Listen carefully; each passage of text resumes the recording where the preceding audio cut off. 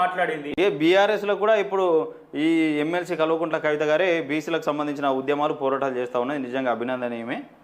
ఇక కుంగిన రోడ్లు పగుళ్ళు తేలిన ఫుట్పాత్ అట, కోట్లతో ఫ్లైఓవర్ నిర్మాణం అంతలోనే ఈ నిర్వాకం, ఆగ్రహం వ్యక్తం చేస్తున్న వాహనదారులు ప్రజలట.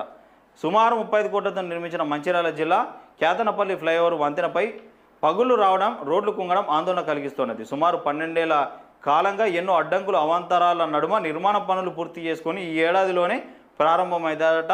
నెలల వ్యవధిలోనే పగుళ్ళు వచ్చి రోడ్డు కుంగడం చూస్తుంటే నాణ్యత ఏ స్థాయిలో ఉందో అర్థం చేసుకోవట. కేతనపల్లి వైపు నుంచి బీజోన్ వైపు వెళ్లే మార్గంలో ఎడమ వైపున ఉన్న ఫుట్పాత్ పగుళ్ళు ఏర్పడి రోడ్డు కుంగింది. కొన్ని మీటర్ల మేర ఫుట్పాత్ దానిని ఆనుకొని ఉన్న సైడ్ వాళ్ళు పగుళ్ళు రావడంతో ప్రయాణికులు భయాందోళనకు గురవుతున్నారట. ఇంత గొప్ప విషయమన్నా నిజంగా ఆయన ఊళ్ళో ప్రారంభోత్సవం చేసిన ఊళ్ళో మరి ఆయన నిర్మించిన కాంట్రాక్టర్లు ఆయనను పిలుచుకొని పెద్ద సభ ఇచ్చి మంచి సాల్వాలు పువ్వులు ఆయన ఏం తింటాడో అది అంటి పెట్టురు. ఎందుకంటే కొన్ని 12 ఏళ్ల కాలంగా ఎన్నో అడ్డంకులు అవాంతరాల మధ్య ఏర్పాటైన ఈ బ్రిడ్జి కొన్ని నెలల కిందట ప్రారంభోత్సవం చేస్తే ఈ పగుళ్ళు కుంగుడు జరుగుతుందా?